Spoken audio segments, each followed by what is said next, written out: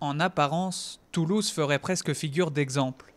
Marquage au sol, parking réservé, métro accessible et campagne de sensibilisation, les aménagements dans la ville ne manquent pas.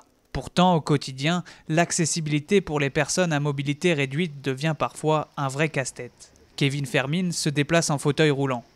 Chaque jour, il emprunte les trottoirs de la ville pour se rendre à l'université. Un véritable parcours semé d'embûches. Passer là parce que... Ouais. Vous voyez, ça c'est une situation du quotidien où on peut se retrouver en difficulté. Par exemple, moi quand j'arrive avec mon fauteuil, il se peut que je me mette...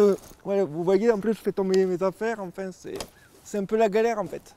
Même problème à quelques kilomètres de là pour Odile Morin. Depuis quelques jours, des travaux ont lieu en bas de chez elle. Impossible de circuler sur le trottoir. Première difficulté, on est ici dans du sol qui est, vous voyez, regardez les traces que je fais. Et je peux vous assurer que, regardez, ben voilà, ça y est. Voilà, je suis embourbée, donc toute seule, je ne peux pas sortir. Cette habituée des actions militantes est obligée d'emprunter la route, une situation qui aurait pu être évitée selon elle. Sur les modalités d'organisation du chantier, il y a une charte que la métropole signe et impose aux entreprises, mais elle ne l'impose pas en réalité. C'est-à-dire, au lieu de faire les deux côtés en même temps, il était tout à fait possible de faire un côté après l'autre. Là, ce sont des choix économiques qui ont primé sur la sécurité des personnes.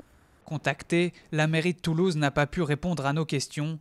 Depuis février 2005, la loi oblige les municipalités à garantir l'accès aux voiries pour les 1 million de personnes à mobilité réduite.